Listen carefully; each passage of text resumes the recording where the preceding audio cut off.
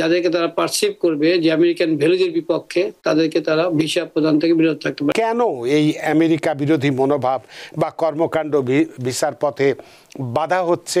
Consulate ইচ্ছে করলেই আপনাকে তাদের ডিসক্রিপশনারি যে ক্ষমতা আছে তার সে কারণে কাউকে ভিসা প্রদান করতেও পারে এবং কোনো কোনো কারণে কাউকে ভিসা নাও দিতে পারে। 6 লক্ষ ভিসা ইউএস স্টুডেন্ট ভিসা কিন্তু বাতিল করা হয়েছে। আপনাকে যদি দেখা যায় আপনি আমেরিকান কালচার, আমেরিকান যে ভ্যালুজ, ইনস্টিটিউশন, গভর্নমেন্ট এর বিরুদ্ধে আপনার কোনো অবস্থান আছে কিনা। আমেরিকাতে অনেক লোকেই যারা আবেদন করছে তাদেরকে আমেরিকা বিরোধী মনোভাব বা কর্মকাণ্ড থাকলে তাদেরকে ভিসা দেওয়া হচ্ছে না বা বন্ধ রাখা হচ্ছে বা বাতিল করা হচ্ছে, এই ধরনের একটি বিষয় আমরা লক্ষ্য করছি। তো আপনার কাছে প্রথমেই যে বিষয়টি নিয়ে জানতে চাইব যে কেন এই আমেরিকা বিরোধী মনোভাব বা কর্মকাণ্ড ভিসার পথে বাধা হচ্ছে, দ্বিতীয়ত কোন কোন কর্মকাণ্ড আমেরিকা বিরোধী কর্মকাণ্ড হিসেবে ধরা হচ্ছে, ইউএসসিআইএস বা ইউএস এমবাসি কিভাবে এই সমস্ত কর্মকাণ্ড প্রমাণ করবে যে এটা বাধা হয়ে দাঁড়াচ্ছে, এবং সর্বশেষ যে প্রশ্নটি আপনার কাছে করতে চাই সেটি হচ্ছে যে ইমিগ্রেশন অ্যান্ড ন্যাশনালিটি অ্যাক্ট আইএনের কোন কোন সেকশন বা ধারার বলে এই ভিসা প্রত্যাখ্যান করা হচ্ছে। অ্যাটর্নি অশোক কে কর্মকার। ধন্যবাদ আপনাকে, দর্শক শ্রোতা সবাইকে ধন্যবাদ। আমাদের এই সময় আমরা যখন আলোচনা চালাচ্ছি, খুব ভালো সময় না।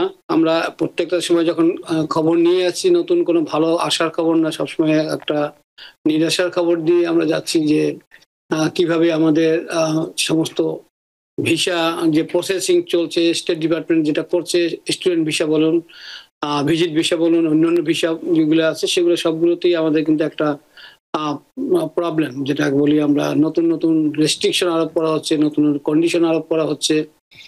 এবং এটা আমাদের সবচেয়ে বড় জিনিস হলো যে এটা কি আমরা অ্যাভয়েড করতে পারি কিনা, ইয়েস এন্ড নো। মূল ঘটনাটা হলো যে স্টেট ডিপার্টমেন্ট বা ইউএস গভর্নমেন্ট যেটা করেছে, ভিসা প্রদানের ক্ষেত্রে যে ক্ষমতা সেটা কনসুলেটে রয়ে গেছে। সবচেয়ে বড় ক্ষমতা বলা যায় যাকে, কনসুলেট ইচ্ছে করলেই আপনাকে তাদের ডিসক্রিপশনারি যে ক্ষমতা আছে তার সে কারণে কাউকে ভিসা প্রদান করতেও পারে এবং কোনো কোনো কারণে কাউকে ভিসা নাও দিতে পারে।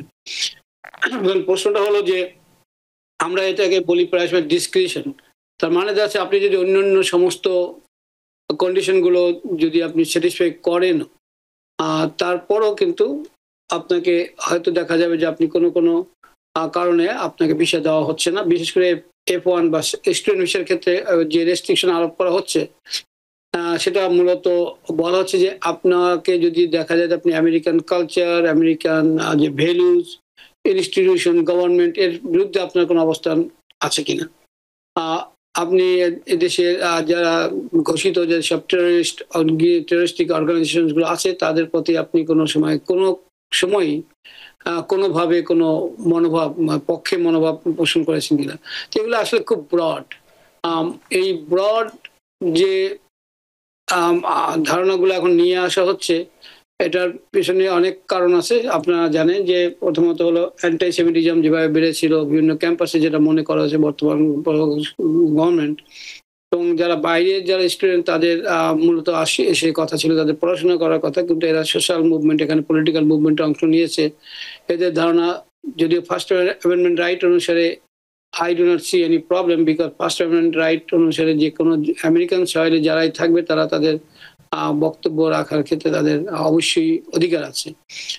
কিন্তু সমস্যাটা হলো যে কেউ যদি এখানে থাকে তার যেমন বলার অধিকার আছে, এবং সরকার কিন্তু বা প্রশাসনের একটা ইমিগ্রেশন আইন অনুসারে সে এক ধরনের তাদের অধিকার রয়ে গেছে বা তার ক্ষমতা রয়ে গেছে যে যাদেরকে তারা পারসিভ করবে যে আমেরিকান ভ্যালুজের বিপক্ষে, তাদেরকে তারা ভিসা প্রদান থেকে বিরত থাকতে পারে। আপনি দেখছেন যে বিভিন্ন institution, Harvard University, Columbia, Penn University, বিভিন্ন বড় বড় যেসব আইভি লীগের অনেক যে প্রতিষ্ঠানগুলো, তাদের বিরুদ্ধে কিন্তু সরকারের একই অভিযোগ, এবং তারা সবাই কম বেশি সেটল করেছেন। অনেকেই মনে করেছিলেন যে তারা জিততে পারবেন, তারা শু করেছেন, কিন্তু আলটিমেটলি তারা কিন্তু বাউ করেছেন বলা যায়।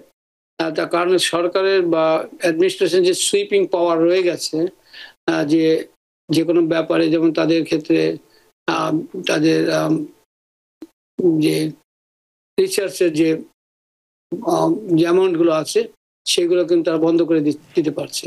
তো এইসব কারণে দেখা যায় যে একটা অ্যাডমিনিস্ট্রেশন যদি তাদের ডিটারমিন করে, বিশেষ করে ইমিগ্রেশনের ক্ষেত্রে কিন্তু সবচেয়ে বড় হলো এজেন্সি ক্ষমতাটা হলো বড়। এজেন্সি ইউএসসিএস আমরা বলি, ডিএইচএস এবং স্টেট ডিপার্টমেন্ট তাদেরও। তো তাদের যে সুইপিং পাওয়ার আছে সেই পাওয়ারে কিন্তু তারা সেগুলো করে যাচ্ছে। কাজে এই কারণে এবার অনেক ভিসা, প্রায় 6 লক্ষ ভিসা, ইউএস স্টুডেন্ট ভিসা কিন্তু বাতিল করা হয়েছে। বাতিল করা মানে হলো যারা পেয়েছিল তাদেরকে তাদের বাতিল করে দেওয়া হয়েছে, এবং অনেকেই মনে করছেন এবার প্রায় 40% স্টুডেন্ট ভিসা এনরোলমেন্ট হবে। তার কারণ হলো কম 40% কম ভিসা এখানে পাবে। তো এসব কারণে যাদেরকে মানে ব্যাপারে আমাদের যারা এদেশে আসার জন্য চান স্টুডেন্ট হিসাবে, তাদের ব্যাপারে বক্তব্য হলো যে তাদের যে সোশ্যাল মিডিয়া আছে, যেমন ফেসবুক, আপনার টুইটার অথবা অন্য কোনো টিকটক থেকে শুরু করে যেসব সোশ্যাল মিডিয়া, যেসব প্ল্যাটফর্ম আপনারা ব্যবহার করেন, সেইগুলোতে কিন্তু প্রত্যেকে তারা খুব লক্ষ্য রাখবে, এবং তাদেরকে আপনাদের পাবলিক সেটিং এ করতে হবে বলেছে। পাবলিক সেটিং মানে হলো যে everything you said before they can see that. এবং অনেকেই হয়তো মনে করেছেন যে না, আমি আগে যা বলেছি আমি তাকে এটা ব্লক করে রাখবো অথবা তাকে লিমিটেড অ্যাক্সেস দেবো, রেস্ট্রিক্টেড অ্যাক্সেস। তখন সেটাকেও তারা ধরে নেওয়া হবে যে আপনি আসলে হাইড করছেন আপনার অবস্থান। তো দ্যাট ইজ টেরিবল। অনেকের জন্য এটা হয়তো ফ্রি যে কথাবার্তা যারা বলতেন বা বলার চেষ্টা করেছেন, আমরা সবাই আমাদের মন খুলে কথাবার্তা বলি সোশ্যাল মিডিয়ায়। তবে এই মুহূর্তে যারা আমেরিকাতে আসতে চান তাদের জন্য যেসব ক্ষেত্রে আমেরিকান বর্তমান প্রশাসন যেসব ক্ষেত্রে মনে করেন যেটা আমেরিকান কালচার এবং ভ্যালুজের বিপক্ষে, ইটস ভেরি ব্রড। অ্যাগেইন আমরা আমেরিকান যদি বলি ভ্যালুজের একটাও আছে, সেটা হলো ফার্স্ট অ্যামেন্ডমেন্ট রাইট, যেটি you can speak your mind. তো সেটা যদি ধরা যায় তাহলে কিন্তু যে যাই বলুক তার বলার অধিকার আছে। অন্যান্য জায়গায় যদি আপনার অন্য সমস্ত কন্ডিশন আপনি ফুলফিল করেন তাহলে সেক্ষেত্রে কোনো সমস্যা থাকার কথা না। কিন্তু সুতরাং যারা ভিসার ক্ষেত্রে অ্যাপ্লাই করবেন, ভিসা পেতে চান, তাদের কিন্তু মনে রাখতে হবে যে আপনার সোশ্যাল মিডিয়া থেকে এভরিথিং ইউ ডু, প্রত্যেকটাকে বিচার করার ক্ষেত্রে আপনার ভিসার ক্ষেত্রে কিন্তু করা যাবে। নিউ ইয়র্ক থেকে সম্প্রচারিত TVN 24 টেলিভিশন, বিশ্বজুড়ে বাঙালির কণ্ঠস্বর।